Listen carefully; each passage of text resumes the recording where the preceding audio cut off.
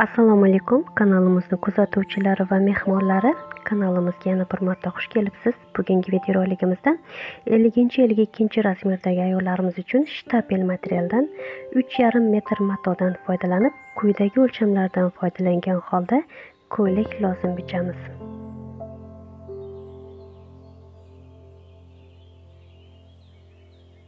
Ko'ylagimizni bitishni oldi tarafidan boshladim. Materialimizni ikkiga buklab, buklangan tomonidan umumiy uzunligimizga 5 sm choq haq berib belgilab olamiz.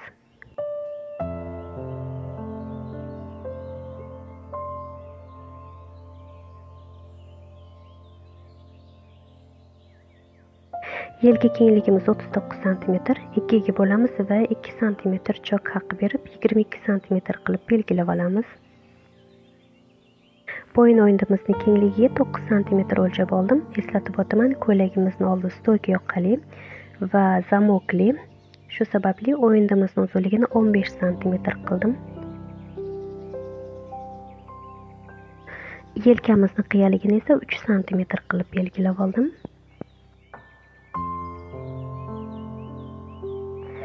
Endi yelkamizdan ko'krak uzunligini o'lchaymiz. Bizda 28 cm. Mana shu joydan ko'krak aylanamizni 4 ga bo'lamiz va 2-3 cm choq haq beramiz. Shunday hisoblaganimizda bizda 32 cm hosil bo'ldi. Qo'ltiq o'yindimizni uzunligini esa 25 cm uzunlikda qilib oldim. Qo'ltiq o'yindimiz mo'ljalga nisbatan biroz uzunroq, lekin klientimiz qo'ltiq o'yindisi kengroq bo'lgan ko'ylak kiyishni xohladi. Shu sababli 25 cm qildim. Ko'ylagimizning etagining kengligini esa 40 cm kenglikda qilib belgiladim. Qo'ltig'imizdan to 40 cm gacha to'g'ri chiziq tortib oldim.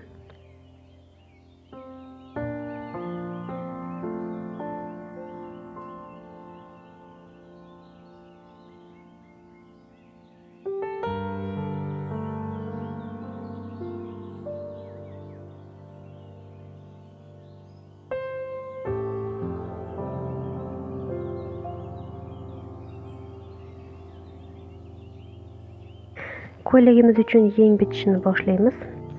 Mana shu materialimizni enidan qolgan joyidan, ya'ni oshib qolgan joyidan mana bunday qilib buklab olamiz. Ya'ni yengimizni orqa tarafiga choq tushadigan bo'lib chiqdi. Yengimizning uzunligi 62 cm choq haqlar bilan hisoblanganda.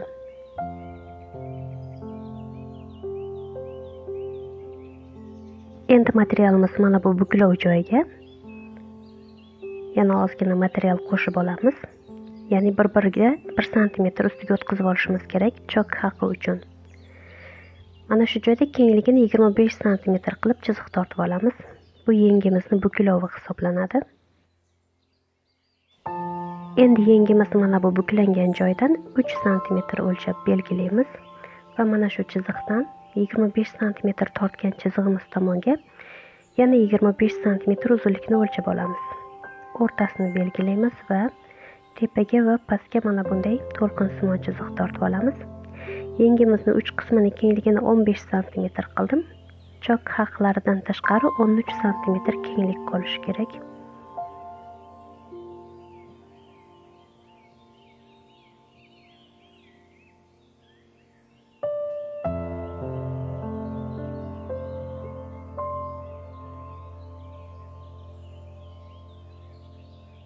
Navbatdagi ishimiz ko'ylagimizni orqa tomonini bitishga. Avval materialimni o'lchab, mo'ljallab oldim. Ya'ni orqani bichganimizdan keyin oshgan matodan lozim chiqmasligini aniqlash maqsadida mana 120 cm o'lchagandan keyin qolgan qismi 97 cm uzunlik hosil bo'ldi. Demak, oshganidan bemalol lozim bichsak bo'ladi. Endi materialimizni kengligini 40 cm qilib buklab olamiz. Bu 40 cm ko'ylagimizning etagining kengligi hisoblanadi. Bitishni boshlaymiz. Umumiy uzunligimiz 115 cm, 5 cm choq haqi bilan 120 qilib o'lchab to'g'ri chiziq tortamiz.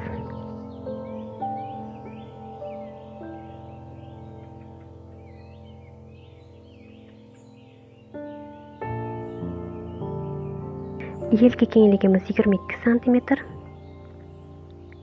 Bo'yin o'yindimizning kengligi 9 cm. Chuqurligini 2-3 cm qilishingiz mumkin. Yelkani qiyaligi 3 sm.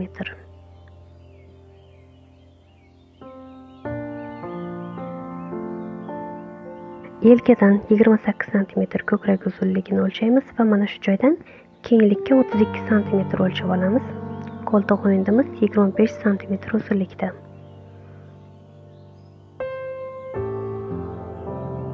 Qo'ltiq o'yindimizdan etagimizning kengligiga qaratib to'g'ri chiziq tortamiz.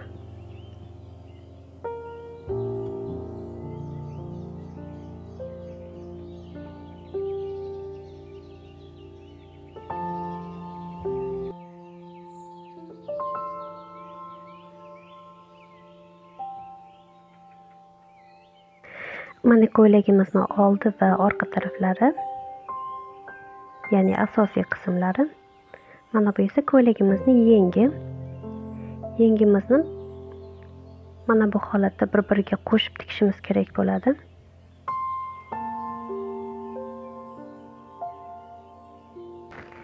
Ya'ni mana bu chok tushgan tarafi ko'ylagimizning orqa tomoniga to'g'ri keladigan qilib tikamiz. Navbat ortib qolgan materialimizdan lozim bichib olishga. Materialimizni bor enini ikkiga buklab olamiz. Uzunligimiz 97 sm qolgan edi. Bizga 90 sm uzunlikda lozim kerak. Bu chok haqlar bilan 97 sm qilib oldik. Mana bu joydan ochiq tarafidan materialimizni 32 sm o'lchaymiz. Mana bu joyini kengligini 23 sm qilamiz va har ikkala chiziqlarimizni bir-birlariga tutashtirib chizib olamiz.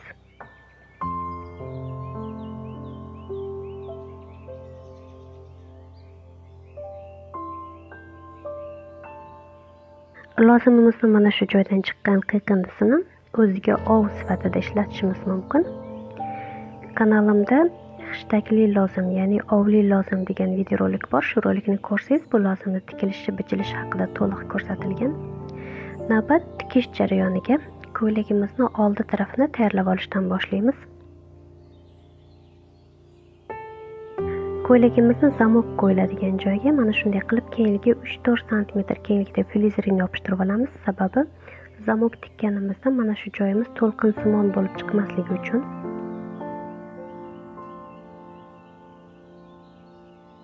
Endi oldi o'yindimizni o'rtasidan 15 sm uzunlikda mana bunday qilib kesib olamiz. Kesgan joyimizga esa zamogimizni qo'shib tikib olishimiz kerak. Zamogimizni mana bunday qilib to'ntarib, ichkari tomonidan tikamiz va ustidan bostiriq choki beramiz.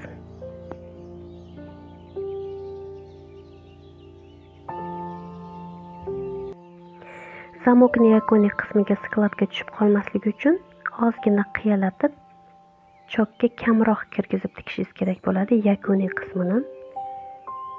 Ikkinchi tomonda ham xuddi shunday.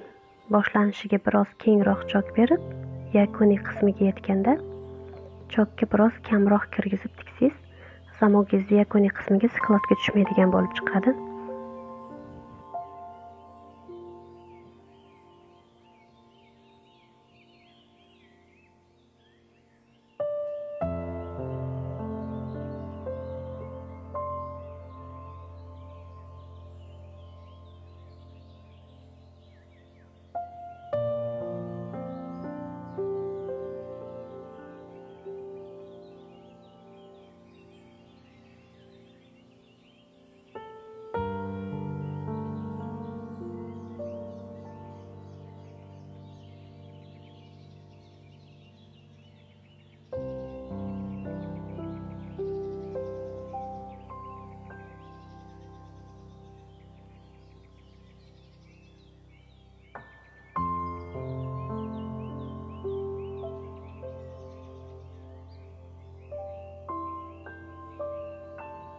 Ko'ylagimizni oldiga zamogimizni o'rnashtirib oldik.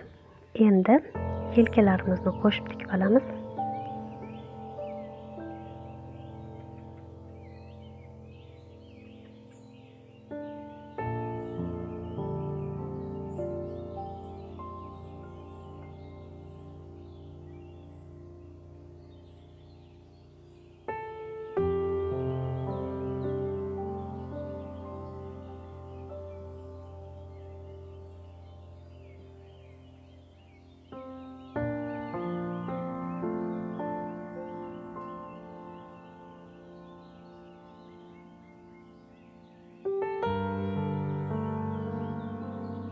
ko'ylagimizni mana bunday qilib ikkiga buklaymiz va mana shu joyga necha santimetr uzunlikda stoyka yoqa kerakligini o'lchab chiqamiz. Mana bizda 27 santimetr hosil bo'ldi. Ortib qolgan materialimizga flizerin yopishtirib olamiz va 27 santimetr uzunlikda stoyka yoqa bichib olamiz. Yopishtirilgan flizerinimizni ikkiga buklaymiz.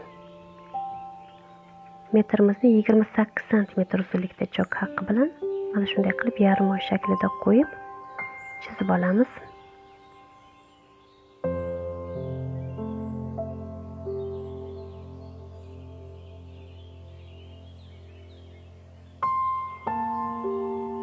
Yoqamizning kengligini 4 santimetr kenglikda qilib oldim.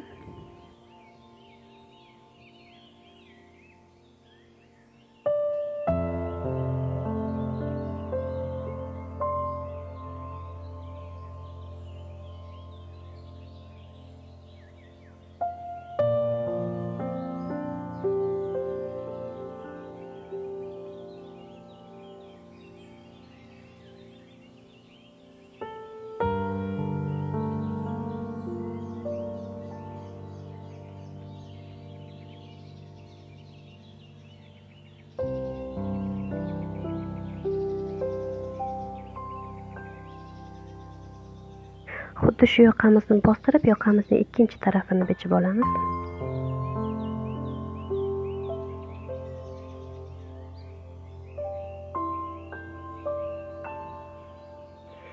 Endi yoqalarimizni har ikkalasini bir-birini ustiga ustma-ust qilib qo'yib, chekkasini yarim santimetr kenglikda chok bilan tikib chiqamiz.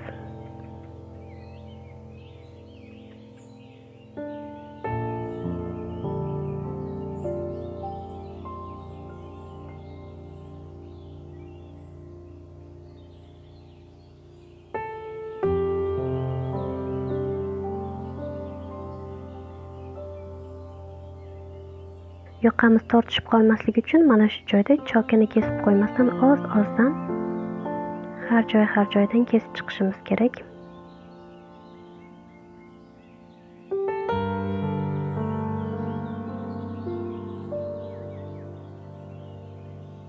Mana yoqamiz tayyor holati.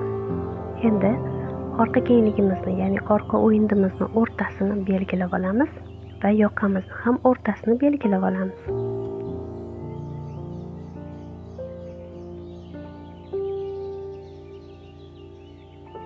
Yoqamizni ko'ylakka o'rnashtirib tikkanimizda mana shu belgilarimiz bir-biriga to'g'ri kelishi kerak.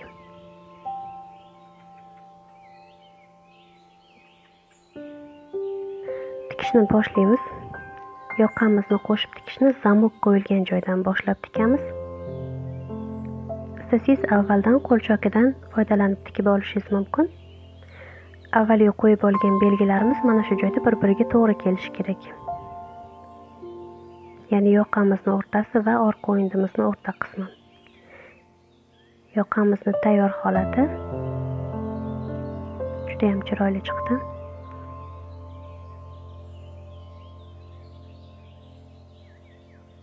Navbat ko'ylagimizni razmerlarini tekshirib chiqishga, mana yelka kengligimiz chok haqlar bilan 41 santimetr bo'lishi kerak. Asli 39 santimetr edi. Qo'ltiq o'yindilarimizni 25 santimetr uzunlikda orqa va oldini bir xil qilib kesib olamiz. Mana qarang, orqa tarafi biroz kichkinaroq chiqdi. Shu sababli tekizlab, teng qilib kesib olishimiz kerak. Ko'krak aylanamizga ham 120 santimetr edi, ikkiga bo'lsak 60, chok haqi bilan 62 santimetr qilib oshiqchasini kesib tashlaymiz. Yengimizni ko'ylagimizga qo'shib tikib olamiz.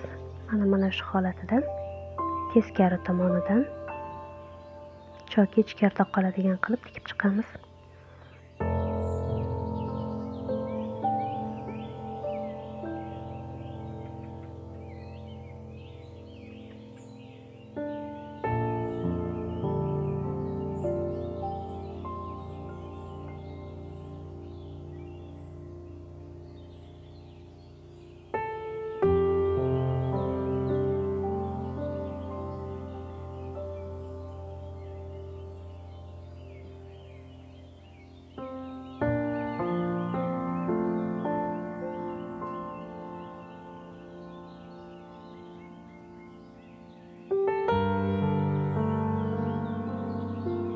Endi yengimizni uchidan boshlab yonchoqlarimizni birlashtirib tikib olamiz. Ya'ni yengni uchidan boshlangan chokimiz to ko'ylagimizning etagigacha davom etishi kerak.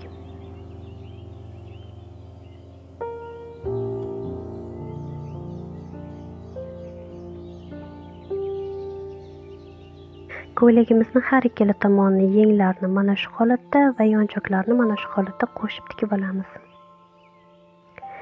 Endi ko'ylagimizni tayyor holatini ko'ramiz. Mana juda ham chiroyli chiqdi, faqat manekendagi holatini ko'rsatishga ulgurmadim. Zakazim srochniy bo'lganligi sababli.